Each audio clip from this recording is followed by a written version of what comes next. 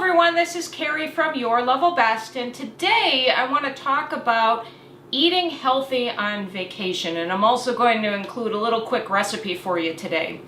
So when we're talking about going on vacation, it's easy to fall into the trap of eating unhealthy most of the time because a lot of times you can't cook, you can't put something together. It's easy to say, okay, well, we'll just go out to eat. Well, number one, it's really expensive.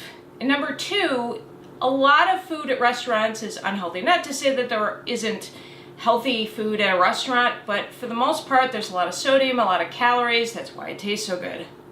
So what I'm suggesting is make sure that you set up your vacation and the food you eat to eat healthy every day. Now, I'm not suggesting that when you go to a place, let's say Memphis, Tennessee, where they have awesome barbecue, that you don't go out and have some barbecue.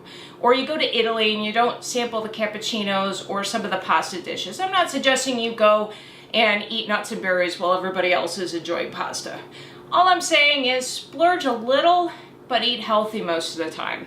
So when we went to Marquette, Michigan, we actually set up our room and where we were going to make sure that we can make healthy food choices. So here are some of the tips that I'll give you on how to stack the deck towards eating healthy, because really you want to maintain your weight or you want to further your weight loss by eating healthy. The first, make sure you're going to a place that has access to a grocery store.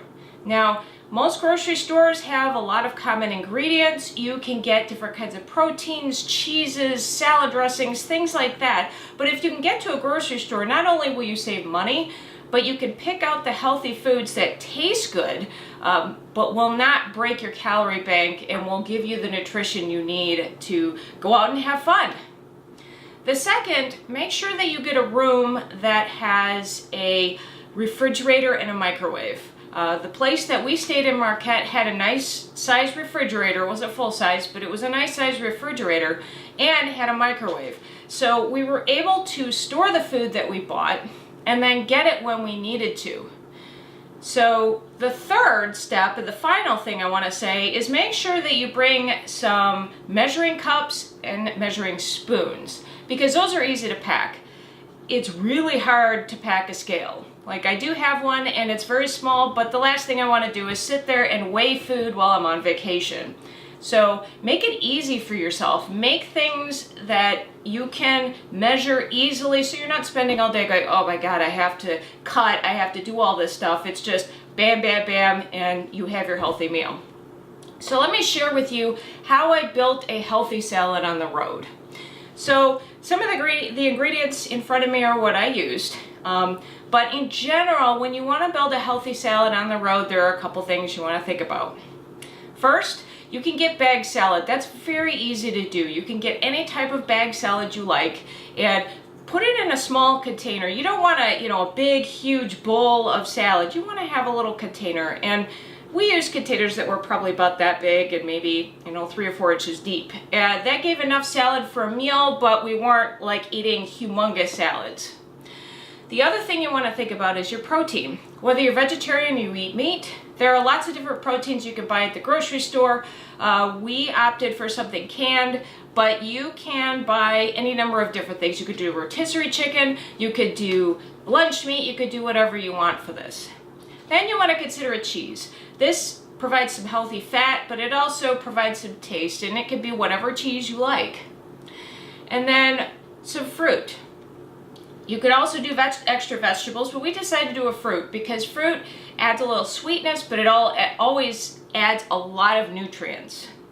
Finally, you want to choose a salad dressing that is low in calories and tastes good. I will admit, a lot of times if you buy like a rich or a creamy dressing and you go fat-free, it doesn't always taste really good. So buy something that's low in calories but tastes good and fits the ingredients that you like.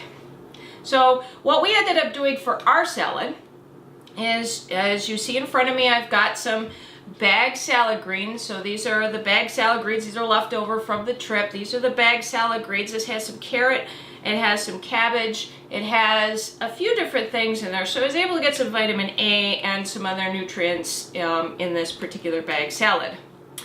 Then you want to look at fruit. So what we ended up buying is some mango, because citrus fruit, a lot of canned citrus fruit gives, I know, Tony some canker sores. So we ended up going with mangoes because they were already chopped. It was really easy, and in the can, didn't even need a can opener for these. Now, if you have items that you could chop, you could do that, but this way we didn't have to chop anything. We just had to drain and I used about 1/3 of a cup of drained mangoes for this. Then I also used some canned chicken breast. Now, the canned chicken breast, you may be thinking, oh my gosh, you know, why would you use canned chicken breast? Now, at home, no, I would not. I would cook chicken breast the way I like it, but I'm on the road. I don't have time to be cooking chicken breast, and I didn't even want to deal with a rotisserie chicken. Not that they're bad, but you're paying for a lot of bones, and I like bones at home because then I can make bone broth with it. But when I'm on the road, I don't have time. And I did end up using canned chicken breast, and there are lots of great options, and it's not very expensive. And what's even better is a canned chicken breast can is 5 ounces of lean protein, and you could just drain it really well and dump it on the salad, and you have 5 ounces of measured protein. I didn't even have to weigh it. I also used some mozzarella cheese. Now, I used pre-shredded mozzarella cheese, and the reason I use mozzarella cheese because it had a very neutral taste. It had a little salt to the dish, but it also, you know, it provided that fat content because you need some fat in your food. It provided fat for the salad, and also just buying the shredded cheese, even though yes, it does contain fillers that do separate the shreds, it's still a good option when you're on the road because all I used was 1/4 cup of this on every salad, and it didn't add too many calories, but added a lot of taste. Now finally, this isn't the dressing that we used while we were out there. However, we used a low-calorie Italian. That actually seemed to work with a lot of the ingredients, but it was also more vinegar-based and was lower calorie. This happens to be a creamy ranch that I like keep at home, but really it was making sure that we had taste. And we used 2 tablespoons a piece for the salads. The salads ended up being about 290 calories. Actually, we're like 305 with the dressing, which isn't too bad.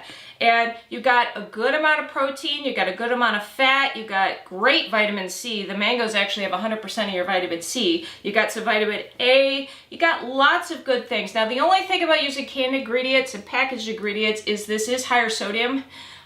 So you want to, if you're watching your sodium, make sure that you pick ingredients that are lower in sodium. There are canned chicken, for example, that does have lower sodium. You don't want to go for something like Spam, which is absolutely horrendous. Not that I don't like Spam, I love Spam, but even their lower sodium varieties are still really high in sodium. So make sure that you're watching what you do. And this ended up being very healthy for us and very filling. And Tony even said it was one of the best salads he's eaten, and I was kind of surprised because this is all convenience food. This is not me cooking something fresh at home. It's convenience food we were eating on the road. So I wanted to share this with you because I think, you know, sometimes it's hard to think about how am I going to eat healthy on the road. So I wanted to share a way for you to do that. Now, if you don't like salads, there's a lot of other things you could do. You could cook a big batch of chili and separate it out and then eat that every day. It's up to you. So let us know in the comments how you eat healthy on the road, or if you have questions, please subscribe to our channel, and I'll see you next time.